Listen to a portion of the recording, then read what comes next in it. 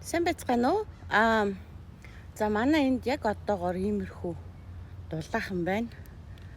Би тэгээд дугуугаа унаад явж байна. Дугуй унаад тасгалаа хийгээд ингээд явж байна. Энэ Лос Анжелест болох 2028 оны одоо ингээ олимп байгаа тийм ээ. Тэр олимпийг тохиолдуулаад одоо жижиг дунд бизнес эрхлэгчдийн газар гэж байдаг. Тэгээд тэрэнд одоо юу гэдгийг зөвлөгөө өгдөг. Одоо энэ 2028 оны олимпиад ер нь жижиг дунд бизнес эрхлэгчид яаж оролцвол зүгээр үгээд ингээ мэдээлэл өгдөг байгаа. За тэгэхээр тэрэн дээр зөвхөн миний бодлоор ингээд маш олон зочид гişд ирэх учраас Airbnb буюу одоо нөгөө өрөө байр түрээслэх тийм ээ энэ үйлчилгээ бол их идэвхтэй сайн гүйх бах. Түнчлэн хоолны бизнесүүд тийм ээ тэр тусмаа тэр одоо олимп болох тэр төвийн эргэн тойрондохын хоолны үйлчилгээ, түргэн хоолны үйлчилгээнүүд их одоо үлгээтэй байх бах. Мөн мэдээж элэг бол одоо ингээд 4 улиралтай энэ газар байгаа. Калифорни жишээл далайн эргэлөө очиод далайгаа харчин дэше уул руугаа хараад ингээд нөгөө засаа харчин. Тэгэхээр далайн иргэдэх одоо энэ газрын оршин суугчид болон далайн иргэдэх энэ үйлчилгээний газрууд тэр одоо байшинууд буудлууд хурдан одоо дүүрэх бах. Тэгэхээр одоо далайн эргээр бас үйлчилгээ явуулдаг хүмүүс 2028 оны олимпиад оролцоход бас байр саваа бэлдээд ингээд үйлчилгээний газруудыг нэмэгдүүлэхэд одоо таатай болох болов. Тэгээд мэдээж маш олон орны зочид гişд жуулчид ирэх бах.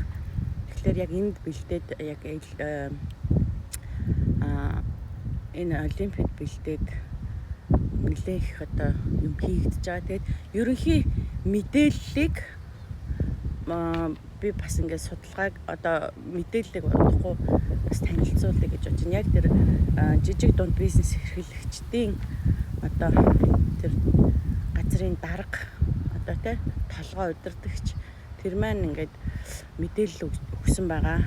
Тэгээ энэ мэдээллийг би нэлээд сайн уншиж агаад судалж агаад тэгж агаад түлхүүр яаж жижиг дунд бизнес эрхлэгчид энд оролцвол те энэ арга хэмжээг зохион байгуулахад оролцоод тэгээд бас энэ арга хэмжээг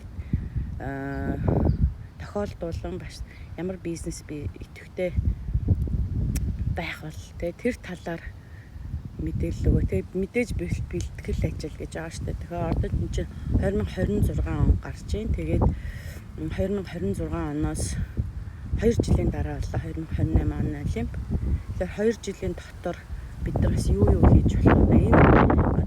Энэ үйл ажиллагаанд монголчууд маань бас яаж оролцож болох вэ? Монгол бизнес эрхлэгчид маань юу хийвэл одоо зүгээр үү? Ямар бэлтгэл ажил жишээлбэл хоол байж болох юм. Эсвэл одоо нөгөө байраар хангах гэх иймэрхүү үйлчилгээ ямар үйлчилгээ эрхлүүлвэл ашигтай болоо гэдэг ийм талын мэдээлэл бас яа гэж бодож байна.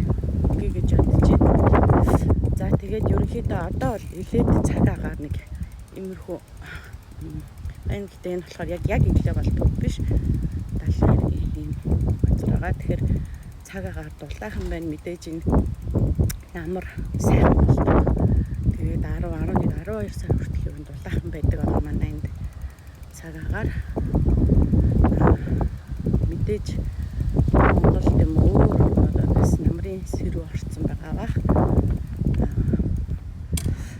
Тэгээд мэдээж одоо нөх хүүхдийн хичээл сургууль эхэлсэн дор ажилтай ажлууд бол идэвхтэй байгаа хаа гэж бодож байна. За тэгээ энийг илээгээс энэ мэдээг би дамжуулж байна.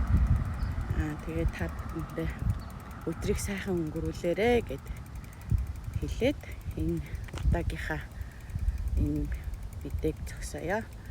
За сайхан өдрийг сайхан өнгөрүүлээрэй баяртай.